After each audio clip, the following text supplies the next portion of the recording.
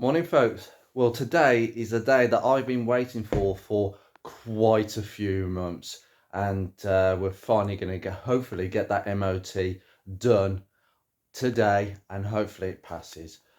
So let's get the car started and let's get going.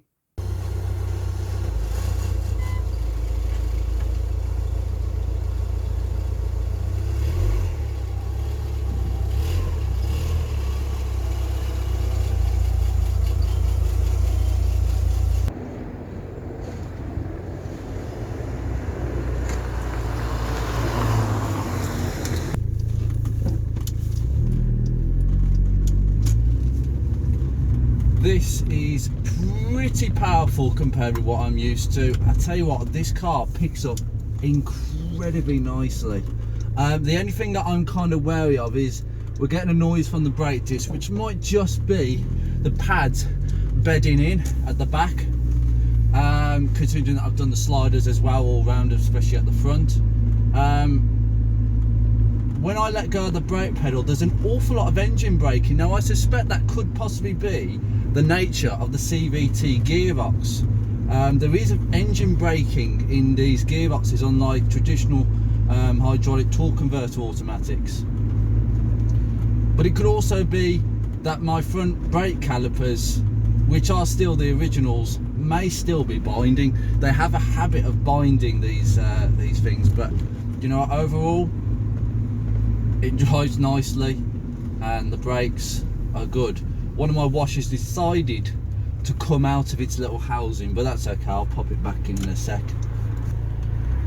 But everything seems to be working absolutely fine. I'm going to put the heater on now because I'll be quiet. Just stop making that noise.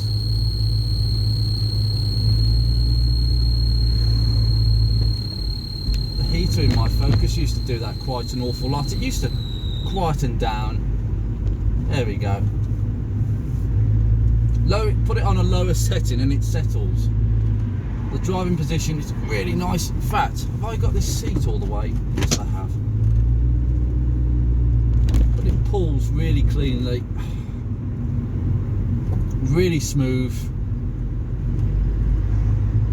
I think I'll get used to the CVT gearbox not having actually any selectable gear ratios. Although I'm saying that, I haven't put it in sport yet. I'll probably do that. If we pass the MOT, that's my little award. I get to drive it in the manual mode.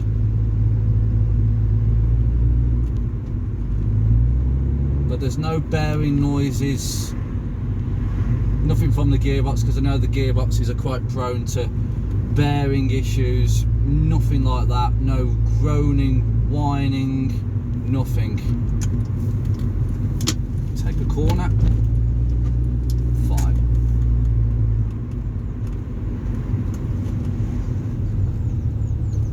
So brakes are fine. In fact, I think we're getting less of the disc brake noise now, which is a good sign.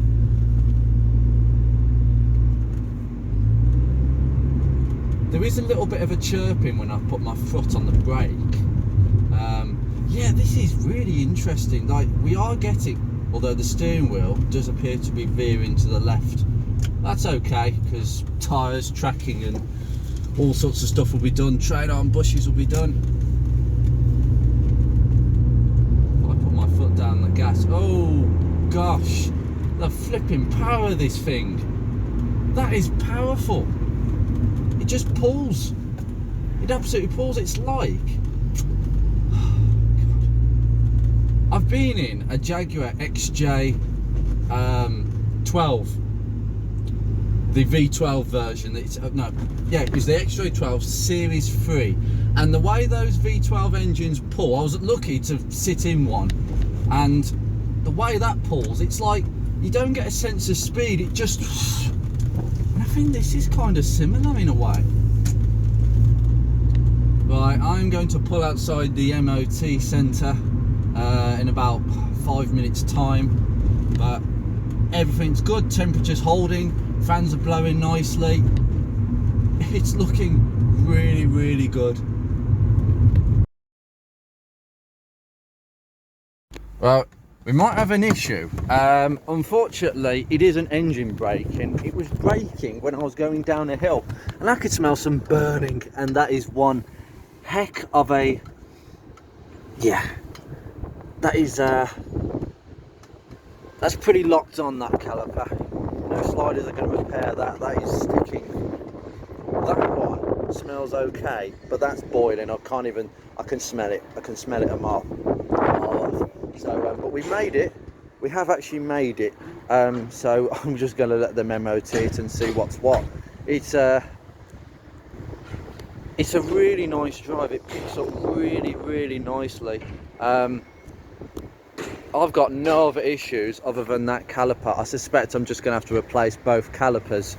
But we'll see how it does in the braking test and whether the garage are happy with it being as it is. I mean, to be fair, it was braking really nicely, but because it was binding, it was probably not allowing me to actually get the full pace of the car. Yeah, so I will see you probably when he tells me it's failed. And you join me about 8 hours later. Pass. This car has passed an MOT. That brake is slightly binding. I've been told about it. He said he should have put it down as an advisory, but he hasn't, because he thought it was not worthy enough for an advisory. But he's just said, use the car, try and just see if it loosens over time. He didn't think it was that bad, so I might just give that a chance. If not, we might have to go down the route again of replacing the caliper.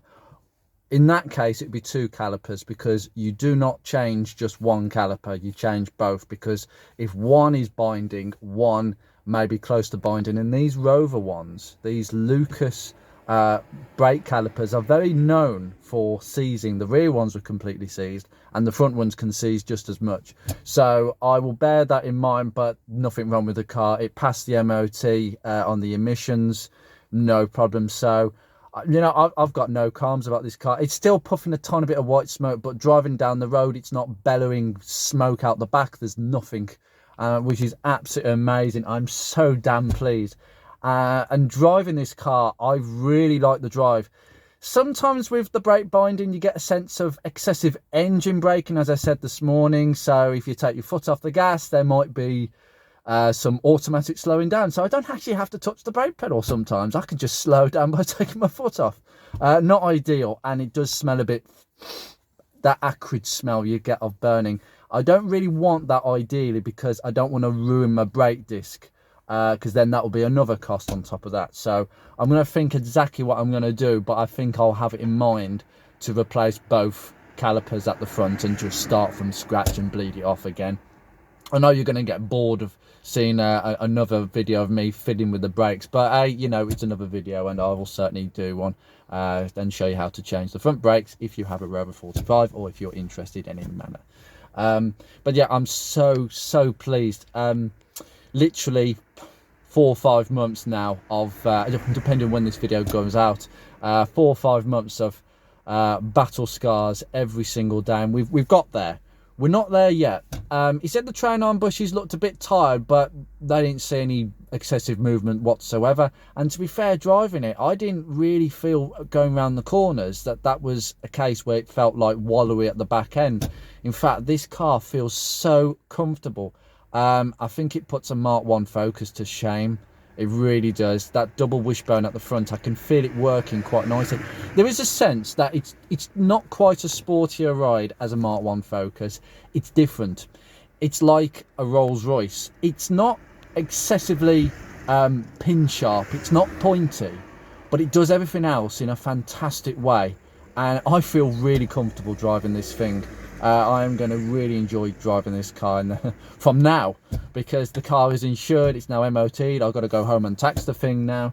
I'm really chuffed, absolutely chuffed. And I'm going to show you a few pointers on where I'm going to actually go from here in terms of improving this car.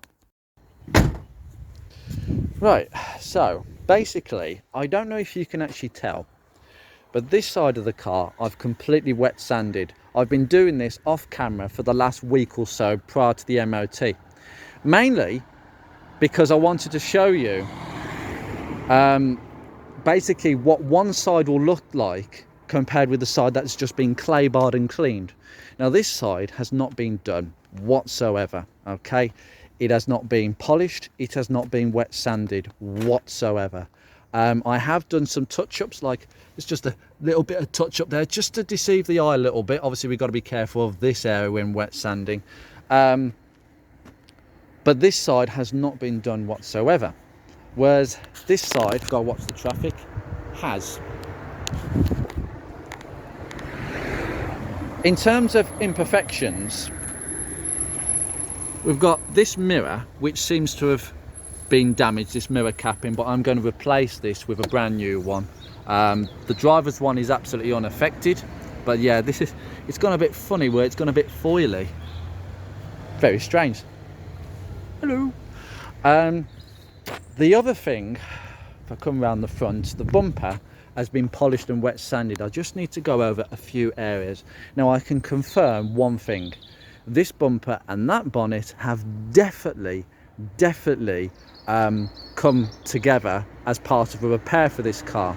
So when this car was cat seed, it was nothing to do with the back bumper, absolutely nothing. It was the front of the car. It's had a front end accident where the bumper and the bonnet somehow have been structurally damaged. I don't know about the headlights, but somehow the original number plate has actually survived, which is very curious. I don't know how that's happened. The reason that I'm saying that both of them were changed is because there's micro blistering on the bonnet, there's micro blistering in some isolated areas. I don't know if the camera can pick that up. There you go, all this, but nowhere near as bad. And I'm banking that these two were in storage together, which explains why you got that little, ugh, that's annoying. But you know, I think in terms of imperfections, that there, and if you come around to this side, this one here, but it's nowhere near as proud. I don't know how that's happened. I think some people have been very clumsy with this car, but I can show you now then that the traffic's gone. I've just got to go over this bit. I think I did that too much with the wet sanding, but it will polish out again. G3 is not the best stuff, it really isn't, but it's made the roof come up. Can you tell the difference? This has been done and wet sanded and polished. This hasn't been. You can tell the difference. In fact, it's changed the colour. Look at it. It's almost changed the colour. I haven't got round to doing the bonnet, as you can see. Polished, wet sanded, not polished and wet sanded. I've got to be very careful because of this micro blistering. Again, the bumper, look at the bumper. That's been done. Look at the bonnet. See? Two different colours almost, aren't they? That's the beauty of wet sanding. And when you learn how, and I'm going to show you in a video coming up, you will never go back. And it is so easy. You've just got to take your time. This side hasn't been done whatsoever.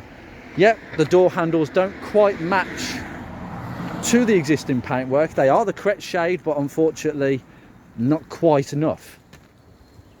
Interestingly, a bit of indentation there. I don't know if that camera's picking that up. It's not on that side, is it? Oh yes it is. It's just the indentation going backwards, but this is like so slippery, it's untrue. I haven't done any of the back of the car, so what I'm going to do off camera, I'm going to try and do a 50-50. I'm going to try and do down the middle there, I'm going to do that side of the roof, and I'm going to do that side of the bonnet. Okay, so when I start filming a how to do video, which will come up very soon, half the car will be done, and we're going to do the car that isn't done, and I'm going to show you that step by step, exactly what I do. The other thing is, and I'm going to do this at the weekend, I have had some Dynax cavity wax. It's very popular stuff. It uses lanolin. It's for the rust protection. I was going to use Lanoguard, but it's exactly the same product and actually far more expensive, and a lot of people, a few subscribers of mine, have actually convinced me to get Dynax. Alex, you know who you are. You were the one that pointed it out. You've used it on your Focus Mark 1 and it's done wonders, and it's the clear stuff. It preserves the paintwork underneath. You know, you've seen how good it is underneath. I mean, the garage were absolutely gobsmacked by how good this was. And 6 months ago, well, you only have to look back at my first video to see how much work has been done to this car. that bumper is still not quite right, but it's much better than it was before. The other side you wouldn't know. This side you can tell a little bit, but that's what they all suffer from, unfortunately. But honestly, I mean, look at that. I want to preserve that. I'm not going to drive the car until I've actually got the rust protection done. So that's what I'm going to be doing in the next video. Wheels off, arch liners off, sills both off, and then we're going to do a complete spray. We'll get it all on jack stands and we'll do a complete spray. At that point I will look at that driver's caliper and I will decide whether it's worth just replacing both front calipers. Some people say, well, you can rebuild them with rebuild kits, but do you know what, I just like to buy completely brand new with calipers, just start from scratch, and you're not having to fight with the bleed nipples. And you know, bleed nipples, even though I cracked them off at the front on that bleeding video I did, where I did the back brakes and bled it, ideally I want them replacing anyway, because they can get quite soft, and they were starting to round on me even though I was going gently. So it might be just worth getting the whole shebang. As I say, we've got that mirror, we've got this badge. I've got a new one of these coming, so I'm going to just carve that off. It's just held on by sticky tape. What else? As I'm going towards the back of the car, as I say, the interior is finished. It's as simple as that. Oh yes, I have got a new fog light surround. Now if you look at that one, okay, the blank, because I don't have fog lights on this, look at that one. Even my products cannot get this to come up. It's come up a completely different shade. It's just completely faded. I'm not aware that there's two different shades for this, so I suspect that that's a good one, that's just a bad one. It's completely faded. So I've got a second-hand one coming, so that's not a problem. Mechanically, we need to be aware about the CV boots. I'm going to change the CV boots at some point. They have got some cracks in them, and I have got the tool to do that, but that will be a long-term job. My focus now, considering what is coming up, the Pride of Longbridge, I want to get the car looking as nice as it can be, get the underside protected, sort the brakes, swap some of the gubbings over, including these badges. Okay, I've got two new ones of that, so they're going to be swapped as well as we're going around. But really, honestly, there's not too much to query on this at all.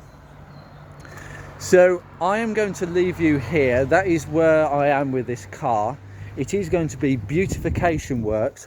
I do think that this car could do with a coil pack and HT leads, two basically brand new stuff, because it's a little bit stuttery at certain RPMs. But I tell you what, the way that this pulls with the CVT, now I know why people say that these gearboxes have got they are not as robust and they can be more fragile. But when they work, and mine certainly works, it pulls like a train. I've never felt that from any Mark 1 Focus, and I've driven an ST170 2 litre, and that didn't pull as well as this. That might just be the fact that the K series is just a ridiculously good engine when it works. When it doesn't work, that's a problem. But it's had the head done, it's had all that work done underneath the uprated oil rail, so there's more strength in the actual sandwich, as you call it, so there'll be less problems. Right, I am going to leave you here and get off home because it's been a long day. Take care guys, I will see you very soon.